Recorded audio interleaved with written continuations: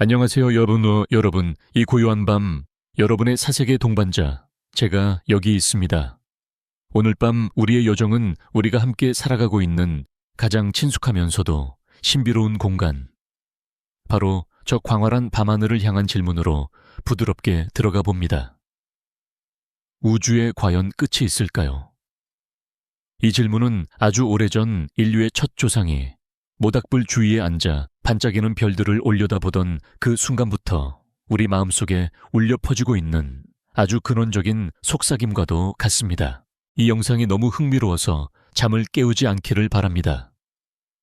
하지만 만약 그렇다면 적어도 잠들기 전에 새로운 무언가를 배우게 되실 테니 괜찮습니다. 시작하기 전에 이 여정이 여러분에게 평온함이나 즐거움을 준다면 영상에 좋아요를 눌러주시고 채널을 구독해 주시면 정말 감사하겠습니다. 여러분의 도움이 이 조용한 안식처가 필요한 다른 분들에게 닿는데 큰 힘이 됩니다. 여러분이 세상 어느 곳에서 듣고 계신지, 그리고 계신 곳은 지금 몇 시인지 정말 궁금합니다.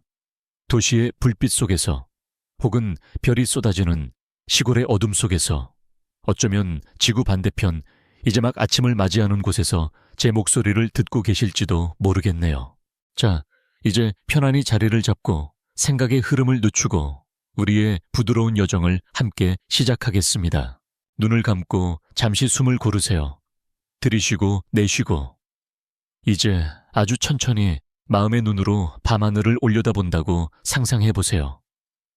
칠흑 같은 벨벳 위에 누군가 뿌려놓은 듯한 다이아몬드처럼 별들이 반짝이고 있습니다. 어떤 별은 유난히 밝게 빛나고 어떤 별은 희미하게 마치 수줍은 듯 속삭이는 것 같습니다. 저 멀리 은하수가 거대한 강물처럼 하늘을 가로지르며 흐르고 있고요. 참으로 평화롭고 아름다운 풍경입니다. 우리는 이 풍경을 너무나 당연하게 여깁니다. 마치 우리 방의 천장처럼 하늘은 그저 저 위에 있는 거대한 돔이라고 무의식적으로 생각하곤 하죠. 하지만 우리의 감각은 때로 우리에게 가장 큰 착각을 불러일으킵니다. 저 하늘은 평면이 아닙니다. 그것은 우리가 상상할 수 있는 가장 깊은 심연이며 저 각각의 빛나는 점들은 우리로부터 믿을 수 없을 만큼 멀리 떨어져 있는 거대한 불덩어리들입니다. 이 거리를 어떻게 표현할 수 있을까요? 킬로미터나 마일로는 어림도 없습니다. 숫자가 너무 커져서 의미를 잃어버릴 테니까요. 그래서 과학자들은 더 시적인 단위를 사용하기로 했습니다. 바로 광년입니다. 빛의 해라는 뜻이죠. 빛 이 세상에서 가장 빠른 존재가 1년 동안 날아가는 거리. 그것이 바로 1광년입니다. 빛은 1최지구를 7바퀴 반이나 돌 수 있을 정도로 빠릅니다. 그런 빛이 꼬박 1년을 달려야 하는 거리라니 상상이 되시나요? 우리가 밤하늘에서 보는 거의 모든 별은 몇 광년, 혹은 몇십 몇백, 몇천 광년 떨어진 곳에 있습니다. 이것은 아주 중요한 사실을 우리에게 알려줍니다. 우리가 지금 보고 있는 별의 모습은 사실 현재의 모습이 아니라는 것을요. 그것은 과거의 모습입니다. 빛이 그 별을 떠나 머나먼 여정을 거쳐 우리의 눈에 도달하기까지 걸린 시간만큼의 과거 말입니다. 밤하늘은 거대한 타임머신과도 같습니다. 각각의 별은 과거로부터 온 한 통의 편지이며 밤하늘 전체는 살아있는 역사 박물관인 셈입니다. 예를 들어 우리에게 가장 가까운 별 태양조차도 현재의 모습이 아닙니다. 태양빛이 우리에게 도달하는 데는 약 8분이 걸립니다. 만약 지금 이 순간 태양이 갑자기 사라진다면 우리는 8분 뒤에야 그 사실을 알게 될 겁니다. 그 8분 동안 우리는 존재하지 않는 태양의 빛을 보며 따스함을 느끼고 있겠죠. 조금 더 멀리 가볼까요? 밤하늘에서 가장 밝게 보이는 별 중 하나인 시리우스는 약 8.6광년 떨어져 있습니다. 지금 우리가 보는 시리우스의 빛은 여러분이 초등학교에 입학할 무렵 그곳을 떠난 빛입니다.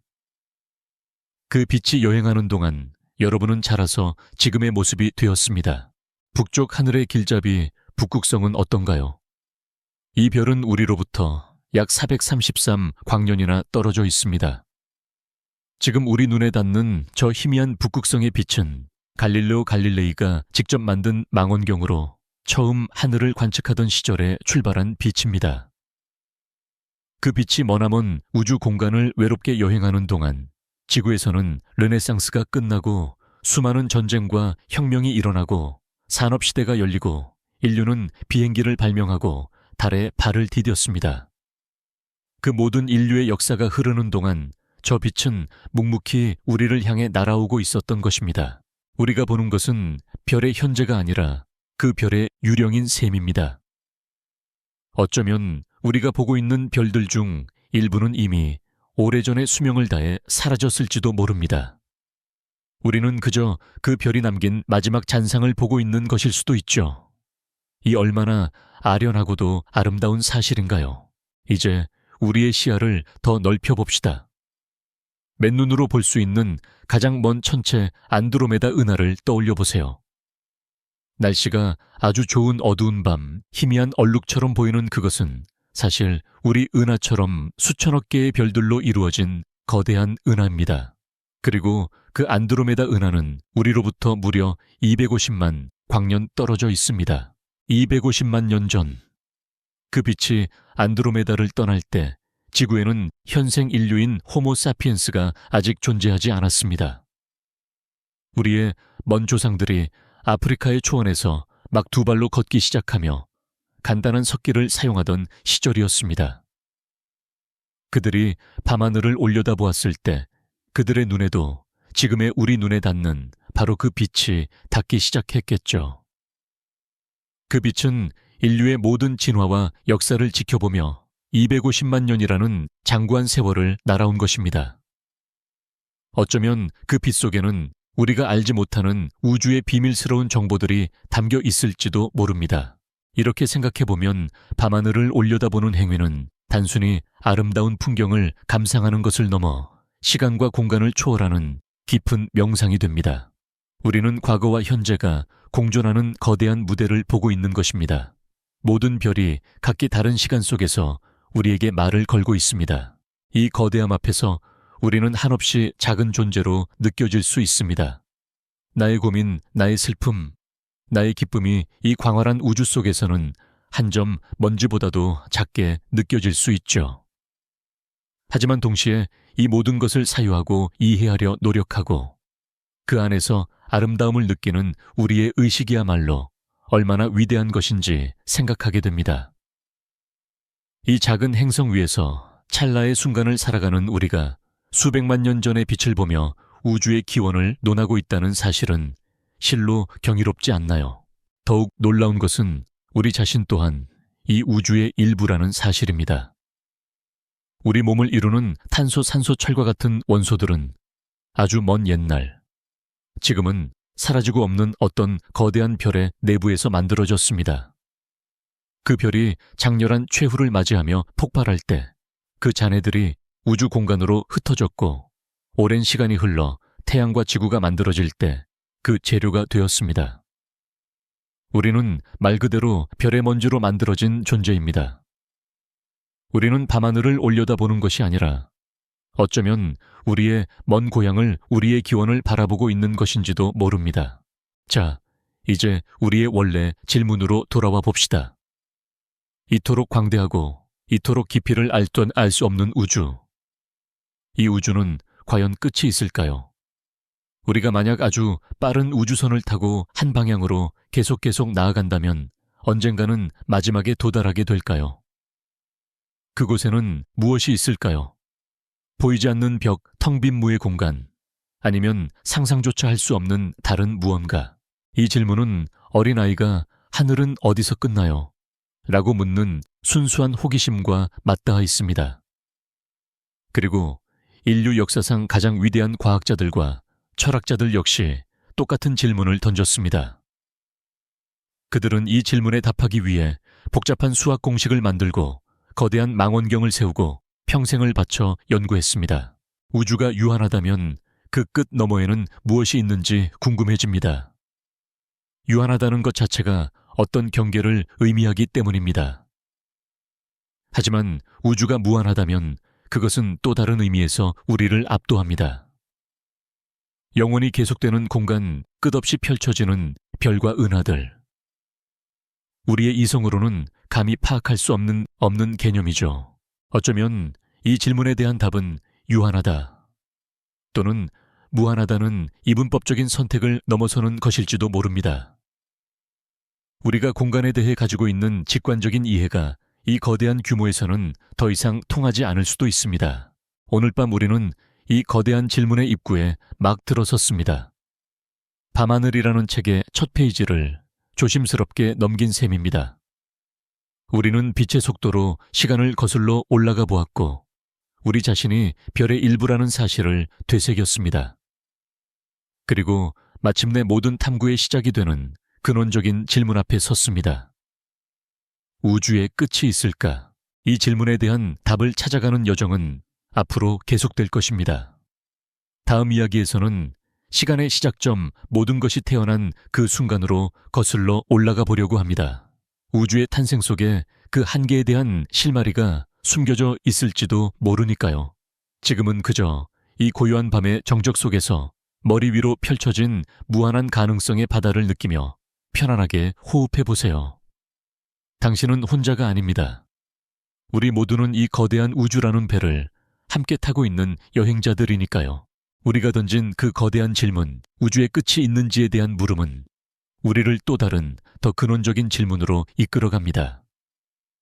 공간의 끝을 찾기 위해서는 어쩌면 우리는 시간의 시작으로 먼저 여행을 떠나야만 하는지도 모릅니다. 모든 것의 기원, 그 태초의 순간에 우주의 운명과 구조에 대한 가장 중요한 단서가 숨겨져 있을 테니까요. 그러니 이제 저와 함께 상상 속의 시간 여행을 떠나보시죠. 아주 느리고 평온하게 말입니다. 우리가 지금 알고 있는 우주를 잠시 마음에 그려보세요. 수천억 개의 별을 품은 은하들이 거대한 무리를 지어 흩어져 있는 모습. 그 은하들 사이에는 광활한 어둠이 펼쳐져 있고요. 이제 이 모든 풍경을 뒤로 감기해봅시다. 영화 필름을 거꾸로 돌리듯이 말입니다. 은하들이 서로를 향해 달려오기 시작합니다. 멀어지던 것들이 다시 가까워집니다. 우주라는 거대한 빵이 부풀어 오르기 이전의 반죽처럼 모든 것이 수축합니다. 시간을 더 빨리 거슬러 올라갈수록 우주는 점점 더 작아지고 더 뜨거워지고 더 밀도가 높아집니다.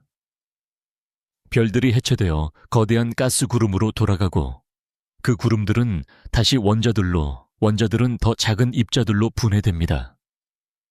지금 우리가 아는 모든 물질과 법칙들이 녹아내리는 근원의 용광로 속으로 우리는 빨려 들어갑니다. 공간 자체가 줄어들고 시간의 흐름마저 왜곡되기 시작합니다. 그렇게 시간을 거슬러 올라가고 또 올라가다 보면 우리는 마침내 모든 것의 시작점, 더 이상 거슬러 올라갈 수 없는 시간의 벽에 다다르게 됩니다. 약 138억 년 전의 과거입니다. 그 순간 우리가 아는 이 광대한 우주 전체가 그 안에 있는 수천억 개의 은하와 그보다 더 많은 별들, 그리고 우리 자신을 포함한 모든 생명과 물질 에너지, 심지어 공간과 시간 그 자체까지도 이 모든 것이 하나의 점 안에 담겨 있었습니다. 원자보다도 작고 우리가 상상할 수 있는 그 어떤 것보다도 작은 무한히 뜨겁고 무한히 밀도가 높은 하나의 점 물리학자들은 이것을 특이점이라고 부릅니다. 하나의 씨앗 속에 거대한 나무에 모든 정보가 담겨 있듯이 이 작은 점 안에 지금의 우주 전체가 담겨 있었습니다. 여기에는 안과 밖이라는 개념이 존재하지 않았습니다. 이 점이 공간 안에 어딘가에 있었던 것이 아니라 이 점 자체가 공간이었기 때문입니다. 시간조차도 이 점 안에서 움트기를 기다리고 있었습니다. 우리의 언어와 직관이 무력해지는 이해의 지평선 너머에 있는 영역입니다. 그리고 바로 그 순간 무슨 일이 일어났습니다. 과학자들은 그것을 대폭발이라고 부릅니다. 하지만 이 단어는 조금 오해를 불러일으킬 수 있습니다. 마치 폭탄이 터지듯 무언가가 이미 존재하던 공간 속으로 파편을 흩뿌리는 그런 폭발이 아니었습니다. 그것은 공간 그 자체의 폭발이었습니다. 시간의 탄생이었습니다. 특이점이라는 씨앗이 발아하여 공간과 시간이라는 줄기를 모든 방향으로 동시에 뻗어나가기 시작한 것입니다. 아주 짧은 순간, 눈 깜빡할 사이보다도 훨씬 더 짧은 시간 동안 우주는 상상할 수 없는 속도로 팽창했습니다. 이 급격한 팽창을 인플레이션이라고 부릅니다. 이 과정을 통해 우주는 미세한 점에서 벗어나 거대한 크기를 갖게 되었습니다. 이 태초의 순간에 지금 우리가 보는 우주의 거대 구조 은하들이 어디에 어떻게 분포할지에 대한 기본적인 청사진이 그려졌습니다. 아주 미세한 양자적 요동이 씨앗이 되어 훗날 별과 은하가 태어날 자리를 마련한 것입니다. 대폭발 직후의 우주는 지금과는 전혀 다른 모습이었습니다. 그것은 극도로 뜨거운 에너지와 빛, 그리고 온갖 종류의 기본 입자들이 뒤섞인 혼돈의 수프와 같았습니다.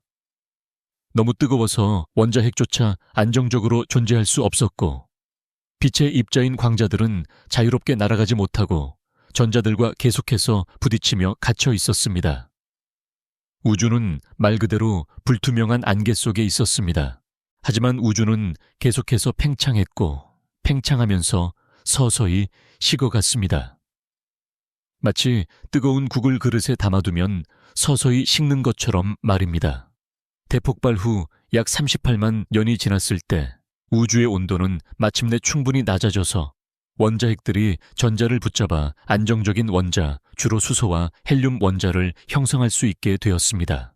바로 이 순간 우주 역사상 아주 극적인 사건이 일어났습니다. 빛을 가두고 있던 전자들이 원자핵에 붙잡히자 마침내 빛의 입자들은 자유를 얻었습니다. 마치 짙은 안개가 걷히고 맑은 하늘이 드러나듯 우주는 처음으로 투명해졌습니다. 그리고 그 순간 우주를 가득 채우고 있던 빛들이 모든 방향으로 일제히 퍼져나가기 시작했습니다. 이것이 바로 우주의 첫 빛입니다. 이 태초의 빛은 지금도 여전히 우주를 떠돌고 있습니다. 138억 년이라는 긴 세월 동안 우주가 팽창함에 따라 이 빛의 파장도 길어졌고 그 에너지는 크게 약해졌습니다. 그래서 이제는 우리의 눈으로는 볼 수 없는 아주 차가운 전파, 즉 마이크로파의 형태로 우리 주변 모든 곳에 존재하고 있습니다. 과학자들은 이것을 우주 마이크로파 배경 복사라고 부릅니다. 이것은 우리가 우주에서 볼 수 있는 가장 오래된 빛이며 말 그대로 우주가 아기였을 때 찍은 사진과도 같습니다. 이 희미한 빛은 하늘의 모든 방향에서 거의 완벽하게 균일하게 관측됩니다. 마치 우리가 태초의 빛으로 둘러싸인 거대한 공간 안에 살고 있는 것과 같습니다. 이 발견의 이야기는 참으로 흥미롭습니다. 20세기 중반 두 명의 미국인 전파 천문학자 아노펜지어스와 로버트 윌슨은 거대한 안테나를 이용해 우주에서 오는 전파를 연구하고 있었습니다. 그런데 그들은 어떤 방향으로 안테나를 돌려도 결코 사라지지 않는 미세한 잡음을 발견했습니다. 그들은 이 잡음이 안테나 자체의 결함이거나 심지어 안테나의 둥지를 튼 비둘기들의 배설물 때문일지도 모른다고 생각했습니다. 그들은 안테나를 청소하고 모든 가능성을 점검했지만 그 신비로운 잡음은 계속해서 들려왔습니다. 그들이 발견한 것이 바로 대폭발의 메아리 우주가 태어날 때 터져나온 그 첫 빛의 잔상이라는 사실을 깨닫기까지는 그리 오랜 시간이 걸리지 않았습니다. 그들은 우연히 인류 역사상 가장 위대한 발견 중 하나를 해낸 것입니다. 우리가 낡은 텔레비전 채널을 돌릴 때 화면에 나타나는 칙 하는 잡음의 일부도 바로 이 태초의 우주에서 온 신호입니다. 우리는 무심코 채널을 돌리다가 우주의 탄생을 듣고 있었던 셈입니다. 이 우주 마이크로파 배경 복사는 대폭발 이론을 뒷받침하는 가장 강력한 증거입니다. 그것은 우주가 한때 극도로 뜨겁고 밀도가 높은 상태에서 시작되었다는 것을 명백하게 보여줍니다. 또한 이 태초의 빛을 정밀하게 분석함으로써 과학자들은 우주의 나이 구성 성분, 그리고 미래의 운명에 대해서까지도 놀랍도록 많은 것을 알아낼 수 있었습니다. 그 희미한 빛 속에는 우주의 모든 역사가 담겨 있는 것입니다. 우리는 이제 시간의 시작까지 거슬러 올라가 보았습니다. 특이점이라는 이해할 수 없는 시작에서부터 대폭발이라는 장엄한 탄생을 거쳐 우주의 첫 빛이 해방되는 새벽의 순간까지. 이 모든 것을 알게 되었으니 이제 우리는 우주의 한계에 대한 답을 찾은 것일까요? 오히려 우리는 더 깊고 근원적인 미스터리와 마주하게 되었습니다. 대폭발이 우주의 시작이었다면 그 이전에는 무엇이 있었을까요? 특이점은 어디에서 왔을까요? 무엇이 대폭발을 일으켰을까요? 이것은 과학이 답하기 매우 어려워하는 질문입니다. 왜냐하면 시간 자체가 대폭발과 함께 시작되었다면 그 이전이라는 말 자체가 성립하지 않기 때문입니다. 그것은 마치 북극점의 북쪽이 어디냐고 묻는 것과 같은 무의미한 질문일 수 있습니다. 우리는 원인과 결과라는 법칙에 익숙한 세상에 살고 있습니다. 모든 일에는 원인이 있다고 배우죠. 하지만 우주의 탄생이라는 궁극의 사건 앞에서는 이 법칙이 적용되지 않을 수도 있습니다. 어쩌면 우주는 아무런 원인 없이 그저 존재하게 된 것인지도 모릅니다. 양자역학의 세계에서는 아무것도 없는 진공에서 입자들이 저절로 생겨났다가 사라지는 일이 실제로 일어나고 있으니 우주 전체가 그런 양자적 요동의 결과물일 수도 있다는 추측도 있습니다. 우리의 여정은 우리를 답으로 이끌기보다는 더 깊은 경이로움으로 안내하고 있습니다. 우리는 우주가 시작점을 가지고 있다는 것을 알게 되었습니다. 그것은 어떤 의미에서 우주가 시간적으로는 유한하다는 것을 암시합니다. 하지만 그 시작 이전의 미스터리는 여전히 짙은 안개 속에 가려져 있습니다. 그 안개는 우리의 지식이 닿지 않는 경계이며 어쩌면 영원히 넘어설 수 없는 지평선일지도 모릅니다. 이제 다시 숨을 고르고 이 태초의 새벽이 남긴 희미한 메아리를 느껴보세요. 138억 년 된 빛이 지금 이 순간에도 당신의 몸을 조용히 통과하고 있습니다. 당신은 우주의 가장 깊은 역사와 연결되어 있습니다. 그 고요한 연결감 속에서 잠시 모든 질문을 내려놓고 평온함에 잠겨보는 것은 어떨까요? 우리는 지난 이야기에서 시간의 시작점 모든 것이 태어난 태초의 새벽을 방문했습니다. 그곳에서 우리는 우주가 하나의 작은 점에서 시작되었다는 놀라운 사실과 그 탄생의 순간이 남긴 희미한 빛의 메아리가 지금도 우리 곁을 맴돌고 있다는 것을 알게 되었죠. 하지만 우주의 탄생은 단 한 번의 사건으로 끝난 것이 아닙니다. 그것은 과거에 완료된 폭발이 아니라 지금 이 순간에도 계속되고 있는 장엄한 과정입니다. 대폭발의 진정한 위대함은 그 시작에 있는 것이 아니라 그 시작으로부터 비롯된 끝없는 펼쳐짐에 있습니다. 이제 우리의 시점을 다시 현재로 가져와 봅시다. 고요히 숨을 들이쉬고 내쉬며 당신을 둘러싼 공간을 느껴보세요. 당신이 앉아있는 의자와 바닥방 안의 공기창밖의 풍경. 이 모든 것이 안정적이고 변치 않는 것처럼 느껴집니다. 20세기 초까지만 해도 알베르트 아인슈타인을 포함한 대부분의 과학자들은 우주가 거시적인 관점에서 보았을 때 영원하고 정적인 상태라고 믿었습니다. 별과 은하들이 그 안에서 움직이기는 하지만 우주라는 무대 자체는 변하지 않는다고 생각했죠. 그것은 마치 잘 만들어진 시계처럼 예측 가능한 법칙에 따라 영원히 똑같은 모습을 유지하는 거대한 기계 장치와 같았습니다. 하지만 이 고요하고 정적인 우주라는 그림은 한 위대한 천문학자의 발견으로 인해 산산조각 나게 됩니다. 그의 이름은 에드윈 허블입니다. 윌슨산 천문대의 거대한 망원경을 통해 밤하늘을 관측하던 허블은 당시에는 우리 은하 안에 있는 성군이라고 여겨졌던 희미한 빛의 조각들을 연구하고 있었습니다. 그는 끈질긴 관측을 통해 이 성군들이 사실은 우리 은하 밖에 존재하는 수천억 개의 별들로 이루어진 거대한 외부 은하들이라는 사실을 밝혀냈습니다. 이 발견만으로도 인류의 우주관을 송두리째 바꿔놓은 엄청난 사건이었죠. 우리가 아는 우주의 크기가 순식간에 수백만 배로 커진 셈이니까요. 하지만 그의 발견은 여기서 그치지 않았습니다. 그는 이 외부 은하들에서 오는 빛을 분석하다가 더욱 충격적인 사실을 발견하게 됩니다. 거의 모든 은하들이 우리로부터 멀어지고 있다는 것이었습니다. 마치 우리가 우주에서 기피의 대상이라도 된 것처럼 모두가 우리에게서 등을 돌리고 도망치고 있는 듯 보였습니다. 더욱 이상한 점은 멀리 있는 은하일수록 더 빠른 속도로 멀어지고 있다는 사실이었습니다. 가까운 은하는 천천히 하지만 아주 멀리 있는 은하는 엄청나게 빠른 속도로 후퇴하고 있었습니다. 이것이 바로 허블의 법칙입니다. 이 발견은 무엇을 의미할까요? 왜 모든 은하가 우리에게서 멀어지는 것일까요? 우리가 정말로 이 우주의 중심에 있고 어떤 알 수 없는 힘이 모든 것을 우리로부터 밀어내고 있는 것일까요? 이 질문에 대한 답은 우리의 직관을 뛰어넘는 곳에 있습니다.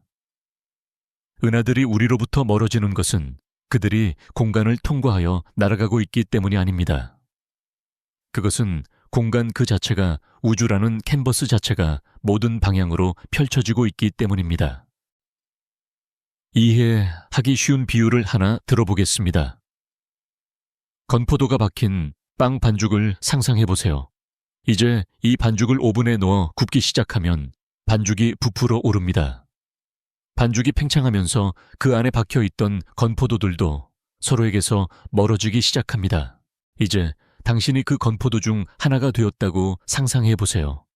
당신의 위치에서 주변을 둘러보면 모든 다른 건포도들이 당신에게서 멀어지는 것처럼 보일 겁니다.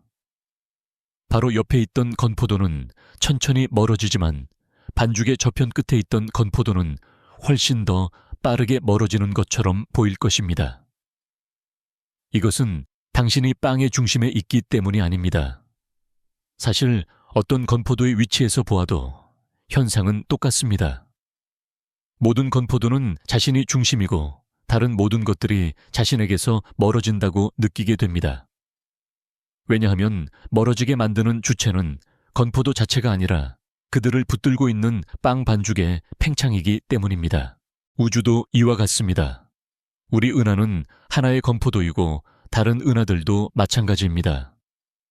그리고 이들을 붙들고 있는 시공간이라는 빵 반죽이 바로 지금 이 순간에도 팽창하고 있는 것입니다. 이것이 바로 우주가 팽창한다는 개념의 핵심입니다. 우주에는 특별한 중심이 없습니다. 혹은 모든 것이 중심이라고 말할 수도 있습니다. 허블이 은하들이 멀어지고 있다는 것을 어떻게 알았을까요? 그는 은하의 빛에 숨겨진 비밀을 읽어냈습니다. 바로 우주론적 적색편이라는 현상입니다. 소리에 대해 생각해보면 이해하기 쉽습니다. 구급차가 우리를 향해 다가올 때는 사이렌 소리가 높고 날카롭게 들리지만 우리를 지나쳐 멀어질 때는 소리가 낮고 둔하게 들립니다. 이것을 도플러 효과라고 하죠. 빛도 파동이기 때문에 비슷한 현상이 일어납니다. 어떤 광원이 우리에게서 멀어지면 그 빛의 파장이 길어지게 됩니다. 가시광선 스펙트럼에서 파장이 가장 긴 쪽은 붉은색이기 때문에 빛의 파장이 길어지는 현상을 적색편이라고 부릅니다. 그런데 우주 팽창으로 인한 적색편이는 도플러 효과와는 근본적으로 다릅니다. 은하가 공간을 통과하여 움직여서 생기는 것이 아니라 빛 자체가 수십억 년 동안 팽창하는 공간을 여행하면서 함께 늘어나는 것입니다. 마치 고무줄 위에 파동을 그려놓고 고무줄을 쭉 늘리면 파동의 모양도 함께 길어지는 것과 같습니다. 머나먼 은하를 떠난 빛은 우리에게 도착하기까지 기나긴 여정 동안 시공간이라는 캔버스가 늘어나는 것을 온몸으로 겪으며 그 파장이 점점 길어지고 붉게 변해버린 것입니다. 이 빛의 색깔은 그 빛이 얼마나 오랫동안 얼마나 많이 팽창하는 공간을 여행했는지를 알려주는 이력서와도 같습니다. 빛의 목소리가 긴 여행에 지쳐 점점 더 깊고 낮은 음으로 변한 것이라고 시적으로 표현할 수도 있겠습니다. 우리는 이제 정적이고 변치 않는 우주가 아니라 역동적으로 살아 숨쉬며 팽창하는 우주에 살고 있다는 것을 알게 되었습니다. 대폭발은 138억 년 전에 끝난 사건이 아니라 지금도 우주 전체에서 일어나고 있는 현재 진행형의 과정입니다. 우리를 둘러싼 공간은 매 순간 미세하게 하지만 분명하게 늘어나고 있습니다. 이 사실은 또 다른 심오한 철학적 질문을 낳습니다. 만약 우주가 팽창하고 있다면 그것은 무엇 속으로 팽창하고 있는 것일까요? 우주 바깥에는 무엇이 있을까요? 빵 반죽이 오븐이라는 더 큰 공간 안에서 부풀어 오르듯이 우주도 더 큰 어떤 미지의 공간 속에서 팽창하고 있는 것일까요? 이것은 지극히 자연스러운 질문이지만 이 질문 자체가 우리의 언어와 경험이 가진 한계를 드러냅니다. 우리는 항상 어떤 것이 다른 것 안에 존재하는 것에 익숙합니다.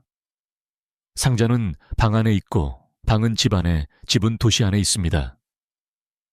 하지만 우주는 정의상 모든 것을 포함합니다. 공간, 시간, 물질, 에너지의 총합입니다. 따라서 우주 바깥이라는 개념은 성립하지 않습니다. 풍선 표면에 그려진 그림을 생각해 보세요. 풍선을 불면 표면이 늘어나면서 그림의 크기도 커집니다. 그림 위의 점들은 서로에게서 멀어집니다. 하지만 이 그림은 풍선 표면의 새로운 영역으로 들어가면서 팽창하는 것이 아닙니다. 그림이 그려진 표면 그 자체가 늘어나고 있는 것입니다. 이 비유에서 풍선 표면이 바로 우리의 3차원 우주에 해당합니다. 우리가 인식할 수 있는 것은 표면 자체의 팽창뿐, 그 표면 바깥의 3차원 공간에 대해서는 알 수 없습니다. 우주가 무엇 속으로 팽창하는지 묻는 것은 남극점의 남쪽이 어디냐고 묻는 것과 비슷합니다. 질문 자체가 전제를 잘못 깔고 있는 것이죠. 우주는 팽창하고 있지만 어디론가 들어가는 것이 아닙니다. 우주 자체가 더 커지고 있을 뿐입니다. 이것은 우리의 마음이 쉽게 받아들이기 어려운 매우 추상적인 개념입니다. 하지만 이 개념을 받아들일 때 우리는 비로소 우주의 본질에 한 걸음 더 다가갈 수 있습니다. 우리의 현실은 고정된 배경 위에 놓여 있는 것이 아닙니다. 현실의 구조 그 자체가 시공간의 직물, 그 자체가 유연하고 역동적입니다. 우리는 팽창하는 우주라는 거대한 강물 위에 떠 있는 작은 잎사귀와도 같습니다. 이 끊임없는 움직임과 변화야말로 우리 우주의 가장 근본적인 속성 중 하나입니다. 이 고요한 밤, 당신의 호흡에 맞춰 우주가 미세하게 팽창하고 있음을 상상해 보세요. 당신과 저 먼 은하 사이의 공간이 아주 조금씩 하지만 분명히 넓어지고 있습니다. 우리는 이 거대한 우주적 호흡의 일부입니다. 이 사실을 깨달을 때 우리는 우주가 단지 텅 빈 공간의 집합이 아니라 하나의 거대하고 살아있는 유기체처럼 느껴지기 시작합니다. 그리고 우리는 그 안에서 함께 숨쉬고 있는 존재입니다. 우리는 지난밤 우주가 정적인 무대가 아니라 끝없이 펼쳐지는 거대한 캔버스라는 사실을 함께 나누었습니다. 모든 은하를 실은 채 시공간이라는 직물 자체가 지금 이 순간에도 팽창하고 있다는 경이로운 그림을 그려보았죠. 멀리 있는 은하일수록 더 빠르게 우리에게서 멀어진다는 허블의 발견은 우리가 우주의 중심이 아니라 팽창하는 우주라는 거대한 흐름의 일부임을 깨닫게 해 주었습니다. 이 끝없는 팽창의 이야기는 자연스럽게 우리를 하나의 논리적인 귀결로 이끌어갑니다. 만약 거리가 멀어질수록 후퇴 속도가 계속해서 빨라진다면 아주 먼 곳에서는 어떤 일이 벌어지고 있을까요?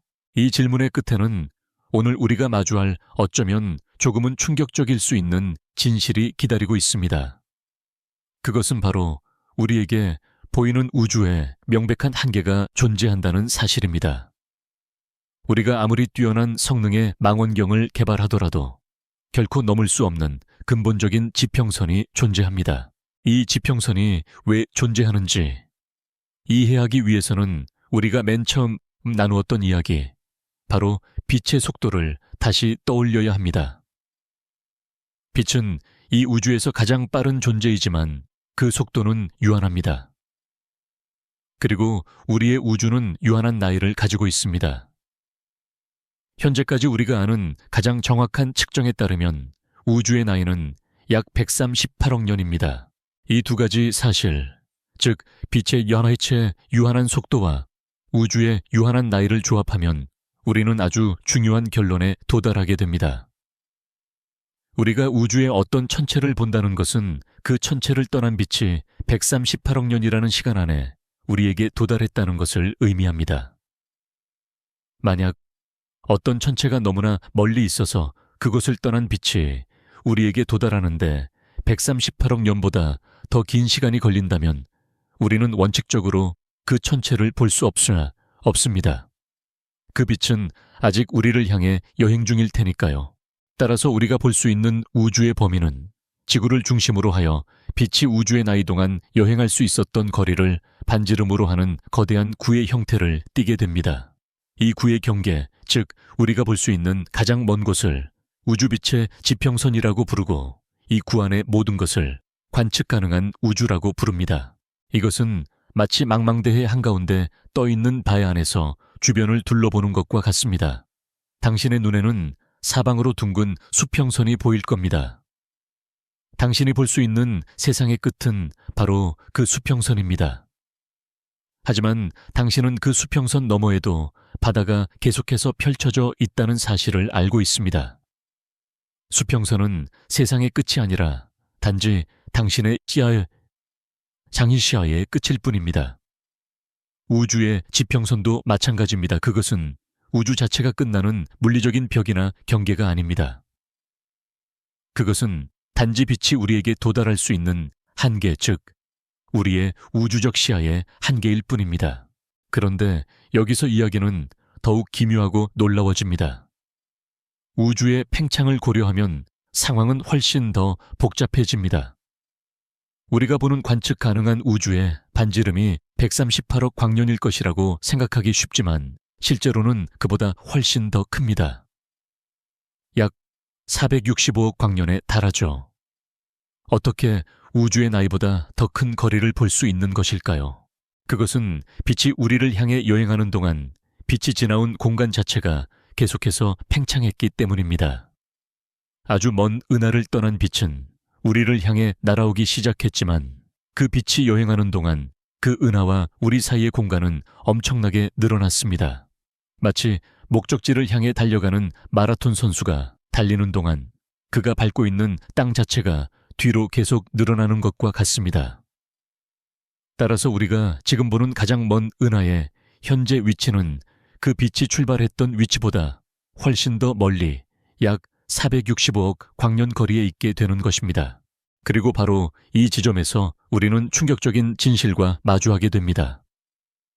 알베르트 아인슈타인의 상대성 이론에 따르면 어떤 것도 공간을 통과하여 빛보다 빠르게 움직일 수는 없습니다. 이것은 물리학의 절대적인 법칙처럼 여겨져 왔죠.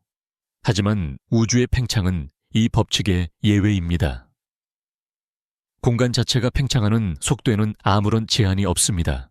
이것은 매우 중요한 점입니다. 멀리 있는 은하들은 공간을 통과하여 날아가는 것이 아니라 팽창하는 공간이라는 컨베이어 벨트 위에 실려 우리에게서 멀어지는 것입니다. 그리고 충분히 멀리 떨어진 지점에서는 이 컨베이어 벨트의 속도가 빛의 속도를 넘어설 수 있습니다. 상상해 보세요. 고무줄의 양쪽 끝을 잡고 빠르게 늘립니다. 고무줄 위에는 두 마리의 개미가 서로를 향해 기어가고 있습니다. 개미들 자신은 자신이 낼 수 있는 최대 속도로 기어가고 있지만 고무줄 자체가 늘어나는 속도가 개미들의 속도보다 더 빠르다면 두 개미는 결코 서로에게 도달할 수 없을 겁니다. 오히려 둘 사이의 거리는 점점 더 멀어지게 되겠죠. 우주적 규모에서 바로 이런 일이 일어나고 있습니다. 특정 거리, 즉 허블구라고 불리는 경계 너머에 있는 은하들은 공간의 팽창으로 인해 우리로부터 빛의 속도보다 빠르게 멀어지고 있습니다. 이것은 아인슈타인의 이론을 위배하는 것이 아닙니다. 그 은하들은 국소적으로는 빛보다 느리게 움직이고 있으니까요. 하지만 그들과 우리 사이의 공간이 워낙 광대하고 빠르게 팽창하기 때문에 총체적인 후퇴 속도가 빛의 속도를 넘어서는 것입니다. 이것이 의미하는 바는 실로 엄청납니다. 그 은하들에서 지금 이 순간 우리를 향해 출발하는 빛은 영원히 우리에게 도달할 수 없습니다. 빛이 우리를 향해 날아오는 속도보다 그 빛이 건너야 할 공간이 늘어나는 속도가 더 빠르기 때문입니다. 마치 거꾸로 흐르는 에스컬레이터를 뛰어 올라가려는 사람처럼 아무리 빨리 달려도 제자리 걸음이거나 오히려 뒤로 밀려나게 되는 것과 같습니다. 그 빛들은 영원히 닿을 수 없는 편지가 되어 팽창하는 시공간 속에서 길을 잃게 될 것입니다. 우리는 그 은하들의 존재를 알고 있습니다. 우리는 그 은하들이 아주 먼 옛날에 내보낸 빛을 지금 이 순간에도 관측할 수 있습니다. 하지만 그것은 그들의 과거 모습일 뿐입니다. 그 은하들의 현재는 이미 우리의 우주적 지평선 너머로 사라져 버렸고 우리는 그들의 미래를 영원히 볼 수 없게 된 것입니다. 우리가 밤하늘에서 보는 가장 멀리 있는 은하들은 사실 이미 우리와 영원히 단절된 유령과도 같은 존재들입니다. 이것은 우리가 볼 수 있는 우주가 전부가 아니라는 것을 명확하게 말해줍니다. 관측 가능한 우주 너머에도 우주는 계속해서 펼쳐져 있을 것입니다. 어쩌면 우리가 볼 수 있는 우주는 전체 우주에 비하면 바닷가의 모래알 하나에 불과할지도 모릅니다. 그 너머에는 얼마나 많은 은하들이, 얼마나 많은 미지의 경이로움이 존재하고 있을까요? 우리는 상상조차 할 수 없습니다. 이 사실은 우리에게 깊은 우주적 고독감과 함께 지적인 겸손함을 안겨줍니다. 우리의 지식은 근본적으로 제한되어 있습니다. 우리는 관측이라는 거대한 유리구슬 안에 갇혀 있으며 그 바깥 세상을 직접 볼 수 있는 방법은 없습니다. 우리는 우주의 전체 모습을 결코 알 수 없을지도 모릅니다. 우주의 진정한 크기가 유한한지 혹은 무한한지에 대한 질문에 우리는 영원히 답할 수 없을지도 모릅니다. 이것은 우리가 결코 넘을 수 없는 지평선입니다. 과학기술의 발전으로 해결될 수 있는 문제가 아닙니다. 그것은 우주의 본질 그 자체에 새겨진 한계입니다. 우리는 우리가 사는 이 우주라는 책의 모든 페이지를 읽을 수 없도록 운명 지어진 존재일지도 모릅니다. 오늘 밤 창밖의 어둠을 바라보며 이 보이지 않는 지평선을 떠올려 보세요. 우리의 시야가 닿는 곳, 너머 빛의 속도보다 빠르게 멀어지고 있는 수많은 은하들이 존재하고 있습니다. 우리는 그들의 존재를 알지만 그들과 소통할 방법은 없습니다. 그 고요한 단절감 속에서 우리는 우주의 광대함과 우리 자신의 위치에 대해 다시 한번 깊이 생각하게 됩니다. 우리는 이 우주의 작은 한 구석을 밝히는 촛불과도 같으며 우리의 빛이 닿지 않는 광대한 어둠이 우리를 둘러싸고 있습니다. 지난밤 우리는 결코 넘을 수 없는 우주의 지평선 앞에 섰습니다. 빛의 속도와 우주의 나이가 정해놓은 우리의 시야의 한계, 그리고 그 한계 너머에는 빛의 속도보다 빠르게 우리에게서 멀어지고 있어 영원히 닿을 수 없는 미지의 공간이 펼쳐져 있다는 사실을 마주했죠. 이 관측 가능한 우주라는 고독한 섬에 서서 우리는 자연스럽게 우주의 전체 모습에 대한 질문을 던지게 됩니다. 우리가 볼 수 있는 이 작은 조각 너머의 전체 우주는 과연 어떤 모습을 하고 있을까요? 우리가 결코 볼 수 없을지도 모르는 그 가장자리는 정말로 존재하는 것일까요? 이 질문에 답하기 위해 우리는 이제 우주의 크기를 넘어 우주의 형태, 즉 기하학적 구조에 대한 이야기로 들어가 보려 합니다. 이것은 매우 추상적인 개념이라 우리의 직관에 혼란을 줄 수 있지만 마음을 열고 부드러운 상상력의 흐름에 몸을 맡긴다면 현실의 구조에 대한 아주 깊은 통찰을 얻게 될 것입니다. 우리는 평평한 세상에 사는 것에 익숙합니다. 우리가 걷는 땅, 우리가 건물을 짓는 공간은 기본적으로 유클리드 기하학의 법칙을 따릅니다. 평행한 두 선은 영원히 만나지 않고 삼각형의 내각의 합은 언제나 180도가 되죠. 우리는 무의식적으로 우주 전체가 이러한 평평한 공간의 거대한 확장판일 것이라고 가정합니다. 만약 우주가 평평하다면 그것은 무한한 종이 한 장처럼 끝없이 펼쳐져 있을 것이고, 따라서 우주는 무한할 것입니다. 하지만 알베르트 아인슈타인의 일반 상대성 이론은 우리에게 전혀 다른 가능성을 보여주었습니다. 그는 질량과 에너지가 시공간이라는 직무를 휘게 만들 수 있다는 것을 보여주었습니다. 무거운 볼링공을 고무판 위에 놓으면 고무판이 움푹 패이는 것처럼 별이나 은하와 같은 천체는 주변의 공간을 휘게 만듭니다. 그리고 우주 전체의 총질량과 에너지는 우주 전체의 기하학적 형태를 결정합니다. 이 이론에 따르면 우주는 세 가지 기본적인 형태를 가질 수 있습니다. 첫 번째는 우리가 직관적으로 생각하는 평탄한 우주입니다. 이 우주에서는 빛이 영원히 직선으로 나아가며 두 개의 평행한 광선은 결코 만나거나 멀어지지 않습니다. 이 경우 우주의 팽창은 영원히 계속되지만 그 속도는 점차 느려집니다. 그리고 평탄한 우주는 그 크기가 무한합니다. 두 번째는 열린 우주입니다. 이 우주는 말 안장의 표면처럼 음의 공류를 가집니다. 이곳에서는 평행하게 출발한 두 개의 빗줄기가 시간이 지남에 따라 점점 더 서로에게서 멀어집니다.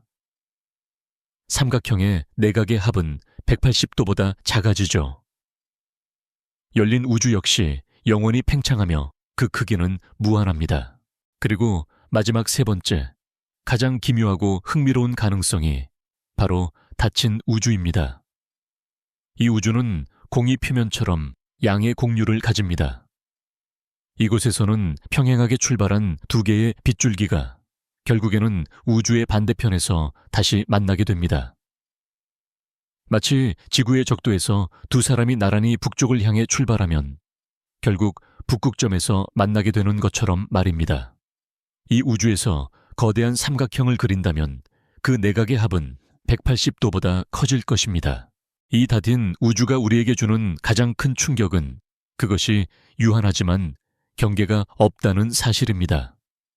이것이 바로 오늘 밤 우리가 함께 탐험할 유한한 무한함이라는 개념입니다. 이것이 어떻게 가능한지 이해하기 위해 우리의 차원을 하나 낮추어 상상해 봅시다.